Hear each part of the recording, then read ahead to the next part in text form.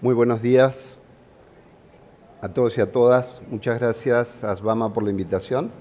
Es realmente impresionante ver el ambiente, el espíritu de esta industria para alguien que como yo viene de lejos, de Bogotá ahora, pero de otros lugares anteriormente. Entonces quiero empezar, por supuesto, por dar las gracias y también por poder volver a Santa Marta, donde tengo muchos amigos, algunos aquí presentes.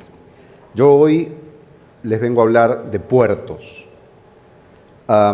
pero quiero hablarles hoy de puertos desde una perspectiva diferente, que ya sentimos con toda fuerza en el mundo de los grandes puertos, pero que llega a todos y sin duda alguna a la gran esfera de los negocios internacionales. En prácticamente todo el mundo, y por esto, insisto, voy a hablar de puertos, pero también voy a hablar del gran mundo de los negocios. Se opera hoy en un entorno completamente diferente, transformado. La convergencia simultánea de rivalidades geopolíticas, geoestratégicas, conflictos activos, conflictos militares, de seguridad activos, a todos los niveles, global, nacional, regional. Reestructuraciones corporativas que no tienen precedentes, una aceleración o desaceleración económica selectiva, han configurado lo que se ha llamado una policrisis, es decir, muchas crisis, muchos temas críticos actuando al mismo momento, que son riesgos y son oportunidades, pero que no tienen antecedentes de tal convergencia, de tantos elementos al mismo tiempo, al menos en las últimas 3 décadas. Tan es así que el reciente informe del Foro Económico Mundial de este año, el Global Risk Report, confirma que la confrontación geoeconómica es percibido actualmente como el mayor riesgo global, el número 1, para este año y para el próximo año. Es en ese marco, entonces, que quiero comenzar, si esto me ayuda, ahí está, me ayudó demasiado.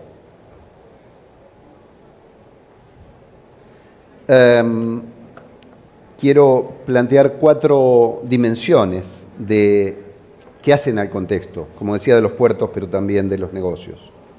La primera dimensión es la geopolítica. Claramente la rivalidad que existe entre Estados Unidos y China ha alcanzado al dominio marítimo, pero no solo a él, con una intensidad que no tiene precedentes. La orden ejecutiva del año pasado del gobierno de los Estados Unidos articula por primera vez en décadas una política industrial marítima y lo coloca como parte de una estrategia de seguridad nacional. El presidente de Asbama habló hoy de los temas de seguridad interno, ¿sí? Pero quiero poner en claro que existen problemas de seguridad al interior de los países y existe un gran problema de seguridad a nivel internacional que condiciona, así como ustedes lo ven localmente, condiciona el mundo de los negocios a nivel global también. Las acciones que el gobierno de los Estados Unidos propusieron de poner cargos extras por kilogramo de mercancías importadas que procedan de terceros países hacia los Estados Unidos, pero transportados por buques no fabricados en los Estados Unidos, es un cargo nuevo que puede ir entre 1 y 25 centavos por cada kilogramo de mercancía importada. Esto, como digo, es un cargo nuevo. ¿Cuánto es ese cargo? ¿Cuánto representa en el comercio internacional? Solamente esto, 50.000 millones de dólares en un año. 50.000 millones de dólares por una acción enmarcada en una cuestión geopolítica, ¿sí?, que afecta, como decía, al gran mundo de los negocios internacionales, y es un cargo nuevo, no es un cargo en reemplazo de o un cargo que varía en su intensidad, es un cargo nuevo, ¿sí? Esto comienza a ejecutarse prontamente. Esto es como un ejemplo de una acción. Por ejemplo, en Panamá recientemente se anularon 2 contratos de una empresa relacionada con China, ¿sí? Los chinos inmediatamente reaccionan y todo barco proveniente de donde sea, pero que tenga bandera panameña, es inspeccionado extra, digamos, en China, y eso ha provocado muchas demoras en la logística de países que exportan hacia China, ¿sí? Y que se ven afectados, se ven impactados por un problema de orden geopolítico. Solo en una semana se detuvieron 20 barcos. Detener el barco significa, pues, demorar toda la cadena de importación y demorar la vida del barco, y esto trae, digamos, una cascada de acontecimientos que perjudican al comercio, perjudican a la logística. La Unión Europea no quiso quedarse atrás, también impone a partir de este año una nueva estrategia de seguridad aplicada a los puertos, que incluso llega a un screening de quiénes son los que invierten en esos puertos, ¿sí? Quiero decir con esto, una cuestión estrictamente ligada o relacionada con una cuestión geopolítica que nos excede a todos nosotros, que excede a una empresa, a una persona, incluso a un país, pues comienza a afectar digamos, desde el punto de vista de la seguridad, ¿sí? De la seguridad ahora en el ámbito global. Esto se llama, o se ha conocido en los últimos años como la securitización de los negocios o la securitización de las actividades económicas. ¿Sí? Problemas de seguridad cambian el curso de los negocios. En Colombia esto se conoce de larga data, aunque no se haya usado bajo ese nombre, pero sí claramente que son problemas relacionados con la seguridad, y vemos entonces que esa securitización es que la logística y la seguridad están estrechamente vinculadas, y eso lo conocemos aquí desde muchos años atrás. Sin embargo, esa securitización, como decíamos, no es unilateral, es un proceso de retroalimentación donde las acciones de un país o de una potencia validan y profundizan las percepciones de amenaza que provienen de los demás. Esta securitización, entonces, es un proceso discursivo y político mediante el cual un asunto es retirado de la esfera de la política normal y enmarcado como una amenaza existencial que requiere medidas extraordinarias. Esto viene ocurriendo, como decía, en los puertos, se ha empezado a notar en los grandes puertos, empieza a notarse también en los puertos de segundo o de tercer orden, y comienza también a verse en que los temas de seguridad en puertos, en la navegación, empiezan a cubrir un horizonte más grande. Ahora, esto no es gratis, esto añade capas de costos, ¿sí? Que hasta antes de eso no existían. Puse el ejemplo antes solamente de un cargo, de una acción, de un gobierno, ¿sí? Cómo impacta en la estructura del comercio, de la logística internacional.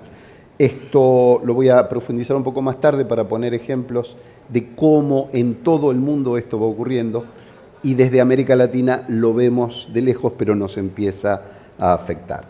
Otro asunto claramente son los problemas de seguridad y de orden directamente militar, los ataques hutíes en el Mar Rojo, año 2023, que obligan a desviar carga por el Cabo de Buena Esperanza, que hacen, y esto es, les recuerdo, la principal vía del comercio internacional, se comienza a desviar carga por los ataques en el Mar Rojo de esta facción terrorista, y que hacen, pues, añaden a todos los barcos que llevan comercio 3.500 millas náuticas extras por el desvío a través del Cabo de Buena Esperanza por Sudáfrica. Ese escenario obviamente se agrava con el inicio de las acciones bélicas, Estados Unidos, Israel, Irán, misma zona, un conflicto expandido, digamos. En principio 700 buques quedan retenidos, 700 buques quedan retenidos. Piensen en qué cantidad de buques están en esta zona del país en un año, pues esto impactó, esa misma cantidad impactó en aquella zona del mundo en la primera semana del conflicto. 2 millones de contenedores afectados, una normalización del tráfico a través del Mar Rojo que, si bien parece que comenzara a normalizarse, pues aún en el momento en que se certifique que no hay más acciones bélicas, se estima que va a llevar entre 6 y 9 meses una normalización completa. En el momento que haya plena confianza en que el conflicto quedó zanjado, digamos. Pero en este marco, que creo que es bastante claro en sí mismo, yo quisiera agregar un tema que sí definitivamente tiene que ver con seguridad, que es el de la ciberseguridad. Y cuando uno habla de ciberseguridad, está hablando de la seguridad de los datos, del tráfico de información, ¿sí? Y acá ya estamos hablando de un tema que afecta a las grandes potencias, a los grandes países, los países más pequeños, que afecta a las personas y a las empresas en cualquier lugar del mundo que uno esté analizando, y que convierte, especialmente en el mundo de la logística, para que tengan una idea, si uno piensa quiénes son los candidatos a ser atacados, a ser hackeados, ¿sí? Los que tienen problemas de ciberseguridad, razonablemente van a pensar en el mundo financiero, en los bancos, tarjetas de crédito, cuentas corrientes. Sin embargo, quiero que sepan que el segundo sector más atacado en todo el mundo y que sufre los problemas de ciberseguridad es el sector de la logística. Las grandes compañías navieras, todas han sido atacadas, tristemente con éxito para los atacantes. La mayor parte de los puertos, de los grandes puertos del mundo, han sido atacados. Las compañías de transporte ferroviario, de transporte logístico, los centros de distribución, ¿sí? Y esto es un tema tan grave, digo, 2 de cada 10 ataques que ocurren en el mundo ocurren contra empresas logísticas portuarias de transporte, ¿sí? Tanto que ocurre todos los días, son cientos de millones de ataques en un año, ¿sí?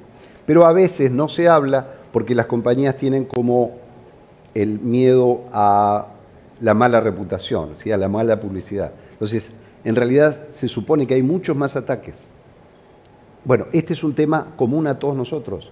No importa si usted es una persona, una compañía pequeña, una compañía muy grande, un país pequeño, un país muy grande, este es un tema relacionado con seguridad que es potencialmente quizás uno de los más graves. Para que tengan una noción, de un año a otro, del 2024 al 2025, se duplicaron la cantidad de ataques. Y esa es la tendencia. Año a año, entre un 50 y un 100% crecen los ataques de ciberseguridad. Esto hace también al contexto de por qué los temas de seguridad se van haciendo cada vez más cercanos a los temas que nos tocan en el mundo de los puertos, de la logística, del soporte al final a la producción y al comercio. Bueno, por supuesto, la tercera dimensión de este contexto es económica. El comercio global ha mantenido una tendencia creciente, llegó a los 33 trillions de dólares en el año 2024, aún que ha tenido señales de debilitamiento. En el mundo de los contenedores, ese crecimiento se ha mantenido, ligero, pero se ha mantenido.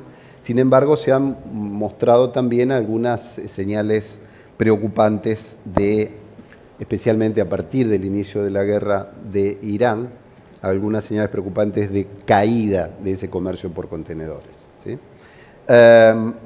Ahora, hablaba por eso de riesgos y oportunidades. Esto que digo, la caída del mundo de los contenedores, afectó especialmente a los países más grandes. Pero los países pequeños han encontrado una oportunidad en el negocio de los contenedores, y esto es directamente relacionado con la actividad de ustedes. Los países de América Latina han empezado a crecer en exportaciones. ¿Y esto por qué?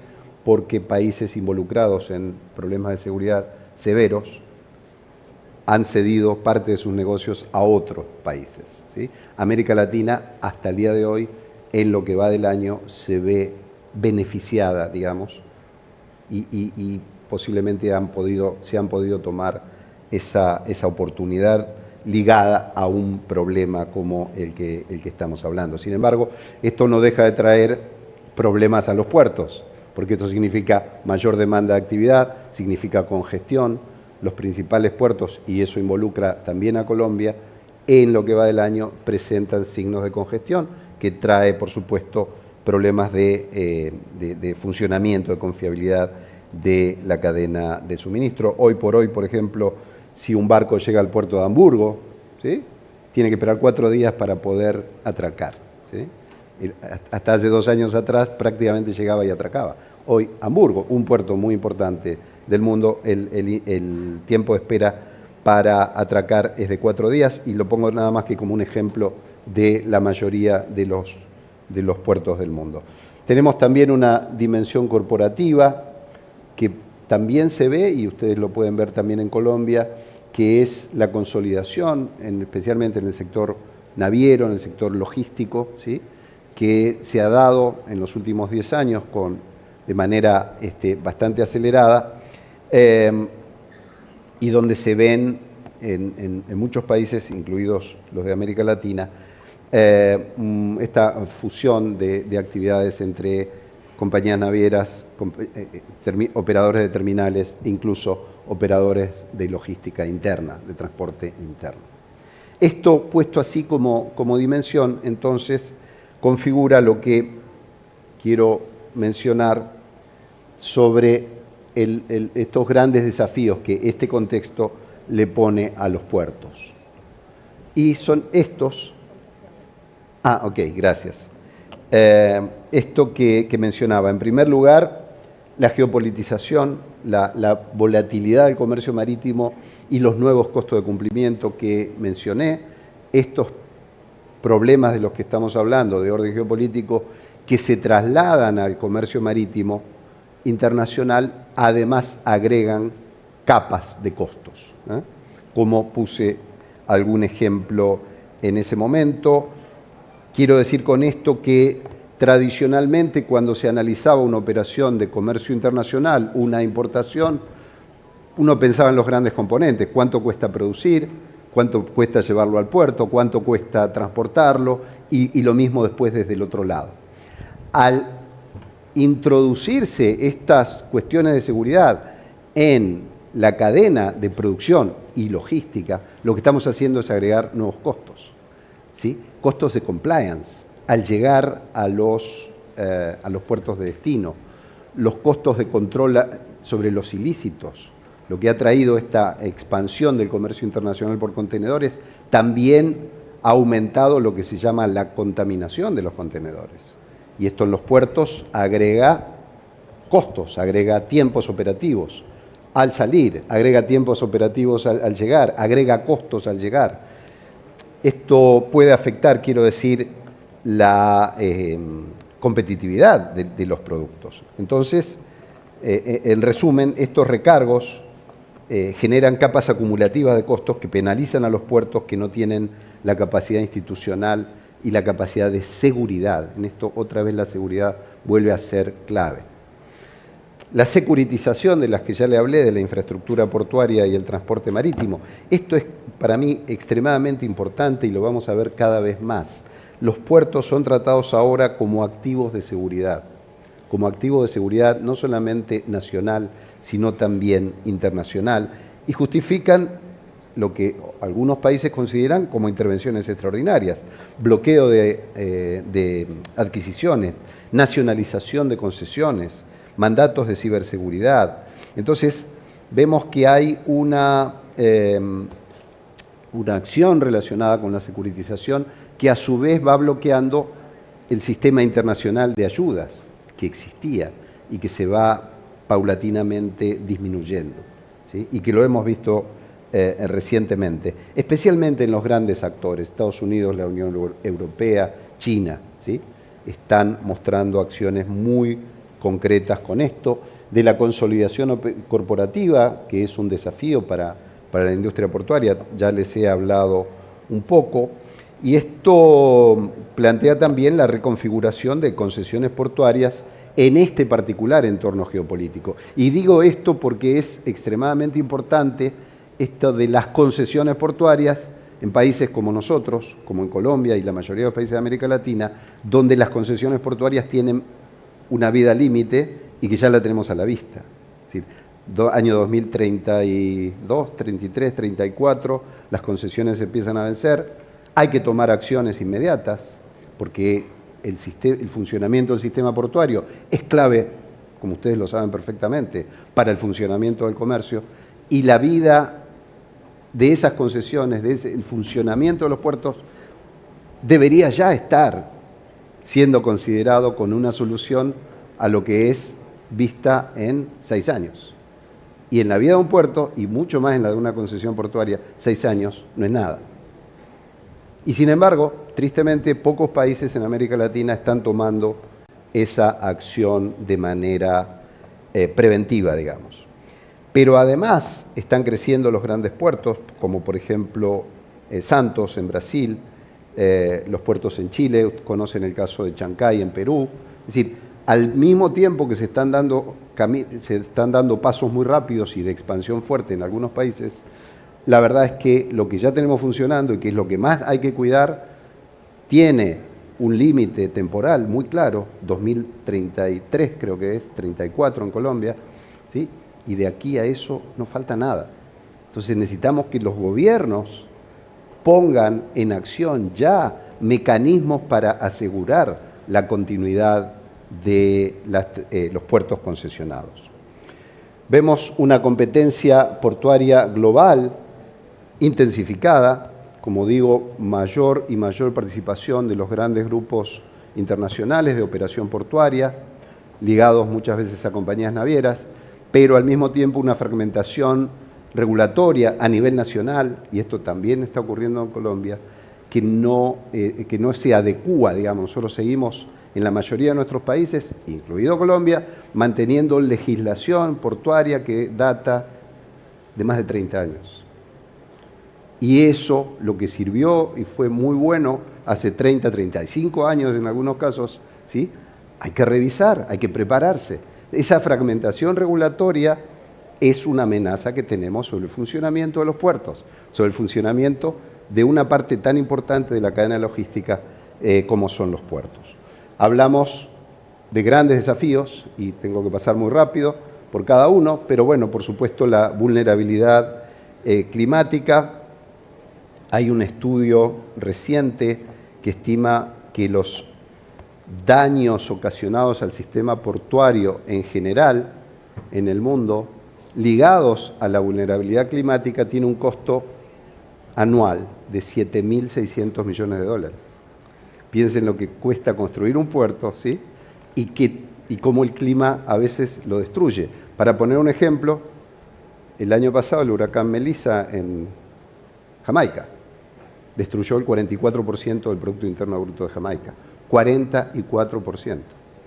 Y el costo de reconstrucción, pues, seguramente puede ser más alto. Y todo esto, o la sequía del Canal de Panamá, que también la tenemos reciente en la memoria, y que afectó a Colombia, afectó a muchos países, por una cuestión de vulnerabilidad climática. Y, bueno, esperemos que no vuelva a repetirse, pero se espera, ¿no?, el fenómeno del superniño, quizás para finales de este año. Bueno, hay que prepararse para estas cosas, ¿no? Pero son, digo, desafíos de la industria portuaria o de la industria logística relacionados con el cambio de contexto del que les hablaba antes. Vuelvo con el tema de la fragmentación regulatoria. Creo que es imprescindible actualizar las normas con las cuales funciona el sistema logístico, y dentro de eso especialmente me refiero a los puertos. Esto me deja en los últimos dos desafíos, el de la transición del paradigma. Como hablamos, tenemos en América Latina, en Colombia, puertos bastante eficientes. Dos de los, del ranking más importante de productividad portuaria que hace el Banco Mundial todos los años, dos de esos puertos, dentro de los principales, están en Colombia, ¿sí? Quiero decir, y hay otros en América Latina, quiero decir, el paradigma de la eficiencia es algo que nunca vamos a dejar de perseguir. pero que se ha demostrado que es posible tener puertos más eficientes. Ahora, ya no alcanza solo con ser puertos eficientes. Por eso hablo de la transición del paradigma de la eficiencia pura hacia un paradigma que, además de la eficiencia, incluya la resiliencia, la confiabilidad, la aceptabilidad geopolítica. ¿Quién soy? ¿Con quién me relaciono? ¿Con quién comercio? ¿Sí? Y qué desafíos impone la aceptabilidad geopolítica. Si usted negocia con China y con Estados Unidos al mismo tiempo, tiene un desafío. Y no digo que haya que elegir por uno, pero el desafío está ahí. No se ignora como se ignoraba antes en la época de la hiperglobalización, que estaba globalmente aceptado geopolíticamente comerciar con cualquiera. Hoy se imponen hasta sanciones, en algunos casos, por negociar con uno o negociar con otro. Por lo tanto, esto es un desafío nuevo, pasar de la eficiencia pura, sin abandonarla, hacia una nueva concepción de la actividad portuaria en la que, además de la eficiencia, esté la resiliencia, esté la confiabilidad, y esto incluye la seguridad, por supuesto, y esté la aceptabilidad geopolítica. Ahora, el último, el cambio en el rol de los puertos, de lo que estamos hablando, y el rol de los puertos en la cadena de suministro, ¿sí? En el servicio a la producción, en el servicio al comercio, en la introducción de esa producción y ese comercio en la cadena global de suministro, es tan grande, son tantos estos desafíos, que exige que este desarrollo actual y futuro de los puertos esté integrado en una estrategia de desarrollo más amplia. De esto voy a volver más sobre el final, pero lo quiero poner muy, muy claro. Ya no alcanza con tener una visión de los puertos, hace falta integrar esa visión en una estrategia marítima, en una estrategia logística. ¿Se hace esto en el mundo? ¿Ustedes conocen que esto se haga en el mundo? Mire, si usted toma los 20 países más grandes del mundo, de mayor economía, China, Estados Unidos, la Unión Europea, ¿sí? En los últimos, especialmente 7 años, han integrado el desarrollo de sus puertos a una estrategia marítima nacional. Y esa estrategia marítima nacional la han integrado a una estrategia de desarrollo económico y social. Estoy hablando dentro del top 20 del desarrollo mundial, de la economía mundial, estoy hablando de 18 países. 18 países que representan el 76% del Producto Interno Bruto del mundo. Esos países han dicho, necesitamos puertos eficientes, resilientes, confiables y en un entorno geopolítico. Y eso significa seguridad. Y para lograr eso tengo que tener no un plan de cómo hago con el puerto, invertimos. No, invertir, por supuesto que hay que invertir. ¿Pero para qué? ¿Para ir a dónde? ¿En qué estrategia? ¿Para qué desarrollo? ¿Qué quiero hacer como país? Eso lo han hecho 18 de los 20 países más grandes del mundo en términos económicos. 76% del Producto Interno Bruto Mundial. Y por eso lo digo así, es tan importante el cambio en el rol de los puertos en la cadena de suministro, ¿sí? Que no se puede dejar los puertos librados al azar. Lo que necesitamos es que haya unos puertos administrados estratégicamente, desde el punto de vista de las empresas que lo hacen, que han demostrado que lo hacen. Pero solas van a cumplir solamente una parte de los objetivos. Para los objetivos del desarrollo, los grandes países del mundo, y ahora les voy a decir cuáles son, para que tengan una idea, pero ya creo que se los adelanté, ¿no? Son los que representan 76% del Producto Interno Bruto del mundo. 18 del top 20. Creo que eso dice mucho de cómo se ve a los puertos hoy en el mundo. ¿Cuánto de estos países o cuánto de los países de América Latina se han planteado tener una estrategia marítima o una estrategia portuaria concebida como la que estoy planteando. ¿Cuántos? Bueno, está Panamá, que lo tiene por mandato constitucional, pero que tampoco se lo ha tomado muy en serio, porque hizo un ejercicio en el 2009 que se aplicó a medias y recién ahora están viendo cómo repensarlo, cómo relanzarlo. Está Trinidad y Tobago, que hizo un ejercicio bastante parecido, se terminó en el 2021, fue al Consejo de Ministros y nunca se aprobó. Y está Chile, que empezó, pero con una estrategia portuaria, time is up, así que ya tengo que cerrar, con una estrategia portuaria, pero muy bien concebida, pero muy reciente, marzo del 2026, y todavía no vemos los efectos.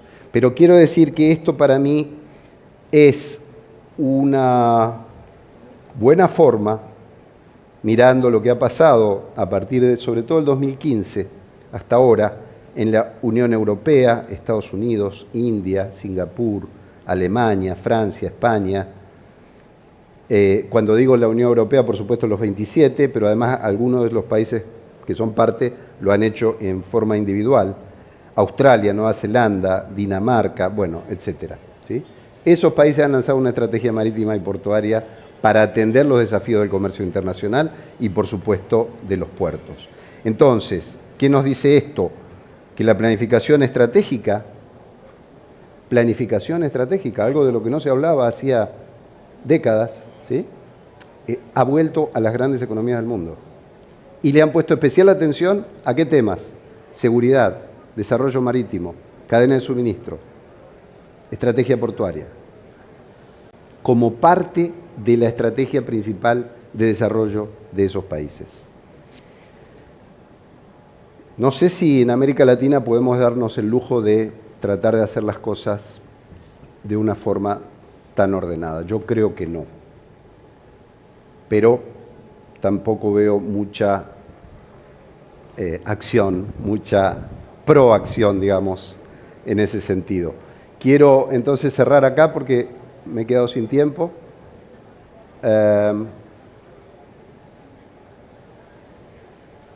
Bueno, quedar a la disposición de ustedes y espero que estas reflexiones sean de utilidad para todos. Muchas gracias.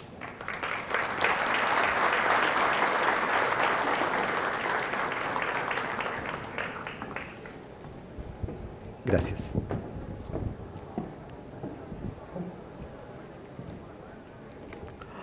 Ay, sí, hay preguntas. ¿Abrimos espacio para alguna pregunta? Sí, el conferencista, ¿nos acompañas un momentico más, por favor? Y desde el QR nos dejaron una pregunta que nos van a hacer desde el área de sonido. Buenos días para todos, gracias por participar en el ejercicio de las preguntas. De las que nos llegaron a consola, pues por cuestiones de tiempo hemos seleccionado una. ¿Cómo pueden los puertos prepararse para enfrentar los desafíos emergentes de la industria portuaria, como la automatización, el cambio climático, la ciberseguridad y la presión por operaciones? Bueno, esto es el gran desafío. Mira, acá tengo un amigo que es uno de los próceres de la industria portuaria y si ustedes le preguntan si pensáramos 30 años atrás, ¿qué desafíos teníamos? Que eran inmensos, ¿sí? ¿Con cuánta plata se arreglaban? Una grúa costaba $3 millones, 2 millones, un restacker, ¿sí? Hoy, ese desafío se transforma en $800 millones, $1.000 millones, si hablamos de puertos en América Latina, pensando en los temas de la pregunta. No digo automatizar, porque un puerto automático es todavía mucha más inversión, y no hay ninguno en América Latina. Solo 5 en América Latina y llegan hasta la semiautomatización, ¿sí? Ninguno de esos costó menos de $1.000 millones de inversión privada, además de la inversión pública, ¿no? el paraolas, etcétera. Entonces, eso tiene una demanda de inversión muy importante, de capacitación, de audacia empresarial. Hay que poner 1.000 millones, ¿no?, arriba de la mesa. Capacitación, trabajadores que hace 20 años eran fantásticos, hoy pueden estar fuera de norma. Hay que capacitar. Hay que aceptar los desafíos de la tecnología, la digitalización. Y no solamente del puerto, digo, de toda la cadena, ¿no? La cadena de comercio. La facilitación del comercio. Seguimos hablando de la ventanilla única, no sé qué, hace 20 años, y todavía no funciona como debería, digo. Entonces, claro que son desafíos inmensos que han escalado el nivel de desafíos al punto de, por eso lo vemos de esta forma, ¿no? No es un desafío para un puerto, para una empresa o para un grupo de trabajadores, ni siquiera para un país. Es cómo tenemos una estrategia de desarrollo en la cual el puerto va a ser una parte, en la cual el sector privado va a tener que tomar su riesgo, va a tener que invertir, pero hay que capacitar a la gente, hay que llevarse de otra forma con la sociedad, en la relación con la ciudad, entre el puerto y la ciudad, ¿sí? Claro, los desafíos son gigantescos. La digitalización, la inversión en digitalización es de todos los días. No es que como antes, que comprabas una grúa y por 10 años tenías el problema solucionado. No, esto crece todos los días. Y la competencia crece todos los días. Así que definitivamente, sí, los desafíos son gigantes y hay que entenderlos como que no son solamente desafíos de este puerto, de esta ciudad, de esta región, de este país, sino que es el mundo. Y el mundo se abre o se cierra a veces, y es que haya más competencia, hay que estar mejor preparados. Gracias. Muchísimas gracias, doctor Ricardo J. Sánchez. Muchas gracias por la conferencia.